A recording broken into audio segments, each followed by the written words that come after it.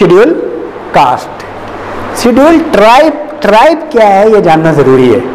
तो जनजाति क्या है, थोड़ा इस पे बातचीत हो जाए। आप में से कोई बताएंगे जनजाति क्या है? अगर बताते हैं तो अच्छी बात है। जनजाति का मतलब आपके अनुसार आरक्षण दिया जाता है, और आरक्षण तो SC OBC को भी मिलता है। जनजाति है क्या? हम लोग भी आते जनजाति में, जैसे पक्षी वैसे मैं आपको बताता हूँ। तो जनजाति में हम लोग एक्चुअली जनजाति कहने से कुछ बातें बहुत क्लियर होती है।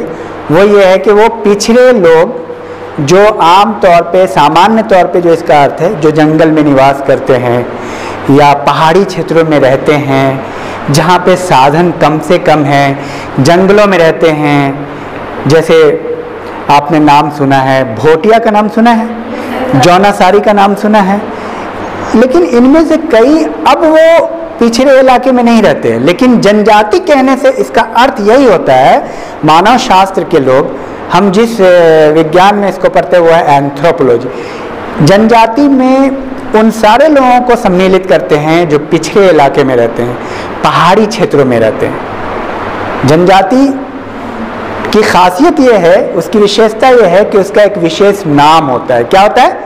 उसका अपना एक नाम होता है, और एक विशेष क्षेत्र में रहते हैं। जैसे मान लो कि पिथौरागढ़ है, वहाँ रहते हैं। जैसे मान लीजिए भोपाल में रहते हैं, जैसे मान लीजिए कि देहरादून में रहते हैं। एक विशेष क्षेत्र में एक विशेष जनजाति रहती है, उसका एक नाम होता है। जैसे मान लीजिए कि गोंड जनजाति मध्य प्रदेश में रहती है, भील जनजाति है राजस्थान में रहती है, जैसे मीना जनजाति है, नाम सुना है, मीना, राजस्थान में रहती है।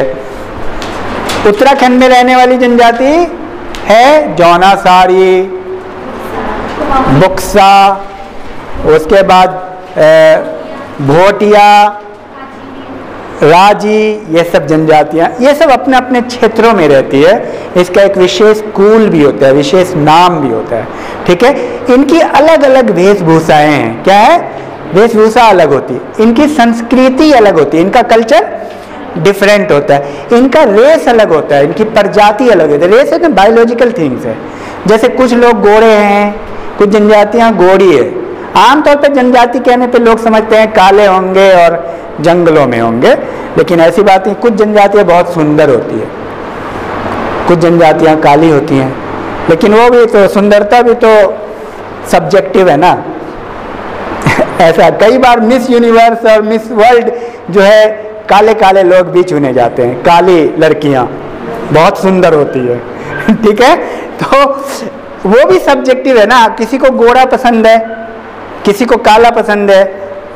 कॉमनली लोगों ने गोरे लोगों को मतलब सुंदर के क्राइटेरिया में रखा है, लेकिन ऐसी कोई किताब तो नहीं है कि ये सुंदर होंगे। तो हम आम तौर पे समझते हैं कि जनजाति काली होती है, लेकिन जनजाति रेस पे डिपेंड कर रहा है। कुछ जनजातियों की जो प्रजातियां हैं वो गोरी भी है।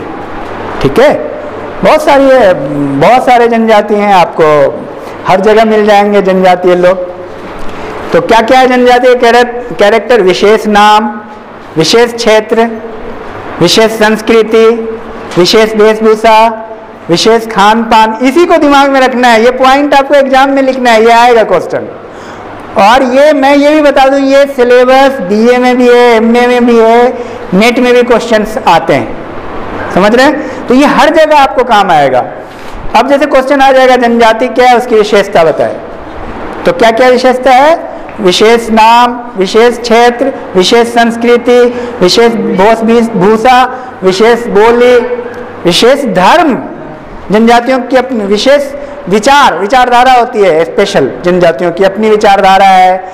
जनजातियों का अपना एक परिवार का ढांचा है, जनजातियों का अपना एक विवाह का तरीका है। किसी जनजाति में ना परीक्षा विवाह होता है, बहुपति विवाह होता है, कहीं बहुपत्नी विवाह होता है। कहाँ कहाँ होता है बहुपति विवाह बताइए? जौनासार में बहुपति विवाह ही होता है, केरल की नायर में होता है बहुपति विवाह। बहुपति विवाह भी दो तरह का होता है। बहुपति विवाह यानी पॉलीएंड्री मैरिज का मतलब है एक लड़की उसके कई पति, ठीक है। ऐसा इतिहास में भी है, क्या नाम है, ऐतिहासिक भी है, द्रौपदी, ठीक है। तो जिसमें एक लड़की हो तो उसके कई पति होते, ऐसा बहुपति विवाह ही जनजाति भारत में दो बहुत मशहूर है, केरल की नायर और देहरादून की जौनासारी। खस जनजाति है ओरिजिनली, इसका नाम जौनासार में जो रहती है खस जनजाति, ये बहुपति है। बहुपति में भी दो तरह की होती है, एक होती है भ्रातृत्व बहुपति, फ्रेटर्नल पॉलीएंड्री, एक होती है अभ्रातृत्व बहुपति, नॉन फ्रेटर्नल पॉलीएंड्री। सारे पति भाई होते हैं, ठीक है, और दूसरे में सारे पति दोस्त होते हैं, फ्रेंड होते हैं, वो मिल करके शादी करते हैं। लेकिन ये तो आपने आमतौर पे देखा होगा कि एक व्यक्ति के कई सारी पत्नियां होती हैं, इट इज पॉलीगाइनी मैरिज। इसमें भी दो तरह का होता है, सोरल पॉलीगाइनी, ठीक है, एक होता है जनरल पॉलीगाइनी। सोरल पॉलीगाइनी में सारी पत्नियां बहन होती हैं और एक में सारी पत्नियां बहन नहीं होती, यानी दोस्त हो सकती है, तो ऐसे होता है। तो ये भी जनजाति। तो जनजातियों का आप देखिए फैमिली अलग है, अलग हुआ ना फैमिली।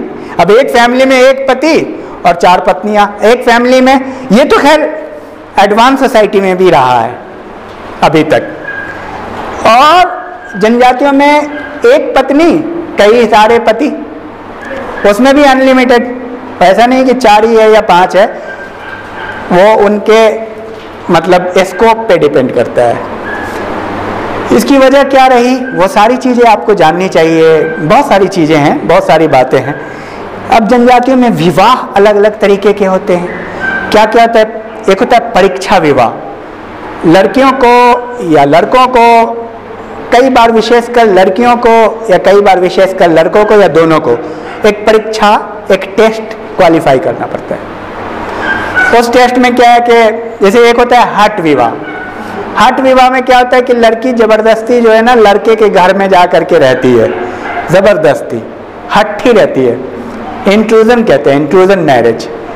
और उसकी सास वगैरह उसको मारती है, भगाती है, तब भी वो नहीं जाती, ठीक है, और वो रह लेती है, जबरदस्ती बर्दाश्त कर लेती है, तो उसको स्वीकार कर लिया जाता है एक लेवल के बाद।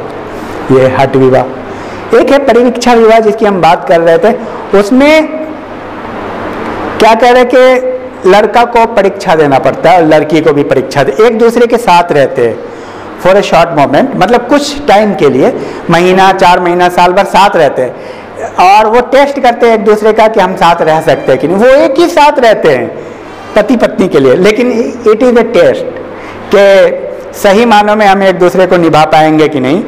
तो उनका क्या कहते हैं कि एक ऑर्गेनाइजेशन होता है, युवा संगठन कहते हैं उसको, यूथ ऑर्गेनाइजेशन। उनके गांव में एक जैसे स्कूल होता है ना, कॉलेज होता है, उसी तरह एक यूथ ऑर्गेनाइजेशन होता है। अब मान लीजिए एक गांव है, वहाँ के सारे लड़के लड़कियाँ रात में वहीं रहते हैं, सारे एक साथ, मतलब को ऑर्गेनाइजेशन है, एक साथ रहते हैं। उनमें से जो जिसको पसंद करता है उसके साथ रहते हैं, और वो कभी भी उसको छोड़ सकते हैं, दूसरे के साथ रह सकते हैं। ऐसा इसलिए कि वो एक दूसरे को टेस्ट करते हैं। वहाँ पे यहीं पे इन्वायरमेंट है, वहाँ पे यही माहौल है। वो रात वहाँ बिताते हैं, फिर घर में आ जाते हैं सुबह। अब ये पूरे मतलब जब तक ये युवा होते हैं, ऐसा गोंड में होता है और भी बहुत सारी जनजाति में होता है, कॉमन है। अब चूंकि जाहिर सी बात है इंडस्ट्रियलाइजेशन, अर्बनाइजेशन, मॉडर्नाइजेशन का जो इम्पैक्ट पड़ा, उससे सोसाइटी मॉडर्न का इम्पैक्ट पड़ने से एजुकेशन मिला, तो ये सारी चेंजेज हुई हैं। लेकिन अभी भी तो उसमें क्या है कि जब तक कि आपकी शादी नहीं हो जाती है, जब तक आप युवा हैं, घर में बैठे हुए हैं, कहीं आप नहीं गए, तब तक आपको उस युवा संगठन में जाना है, आपका रात वहीं बिताना है। युवाओं की जिंदगी रात वहीं गुजारनी है, सुबह से शाम तक घर पे रहना है, ये भी है। तो कितना डिफरेंट आपको लग रहा है। तो बहुत सारे वहाँ पे कल्चर है, एक कल्चर ऐसा होता है विवाह का भी कि कुछ चीज़ है, उसको बहुत सारे लड़के होते हैं और उस ख़ास लड़की ने कुछ चैलेंज दिया, उस चैलेंज को जो एक्सेप्ट करता है वो उससे शादी कर सकता है। ऐसा भी है, कहीं पे कहीं पे ये है कि इलॉपमेंट मैरिज होता है, कौन किसको लेके भाग गया, इट इज एक्सेप्टेड, ठीक है। वहाँ पे शादी का मतलब ये लेके भाग जाना, ठीक है, एक दूसरे को, this is consent, consent marriage है, एक इलॉपमेंट है, मतलब इस तरह का भी। तो कई है, कई फॉर्म्स हैं, परीक्षा विवाह है, मैरिज बाय कैप्चर है, कई बार कैप्चर करके भी शादी करते हो जबरदस्ती, ठीक है, ये भी है। जैसे आप थोड़ा सा रिलेट कर सकते हैं, हिंदू विवाह भी, ब्रह्म विवाह, देव विवाह बताया था आपको, आर्ष विवाह, प्रजापात विवाह, उसके बाद 4 विवाह मान्य है, 4 विवाह मान्य है हिंदू धर्म में, गंधर्व विवाह, राक्षस विवाह, पैशाच विवाह, गंधर्व, राक्षस, असुर, पैशाच, खरीद करके, लड़कियों को खरीद करके भी विवाह किया जाता है। ये हिंदू सोसाइटी में भी गंधर्व विवाह, प्रेम विवाह वहाँ भी होता है, लव मैरिज, ठीक है। असुर विवाह, लड़की को खरीद के, लेकिन ये हिंदू सिस्टम में भी है, वहाँ भी है। राक्षस विवाह, राक्षस का मतलब जोर जबरदस्ती से। पैशाच विवाह में लड़की जब सोई हुई अवस्था में रहती है तब उसके साथ विवाह कर लिया जाता है। ये हिंदू के अमान्य विवाह है, हिंदू धर्म में है। हिंदू धर्म में 4 मान और 4 अमान्य विवाह है, ब्रह्म, देव, आर्ष, प्रजापात, गंधर्व, असुर, राक्षस, पैशाच। इसी तरह का विवाह कुछ ट्राइब्स में भी है।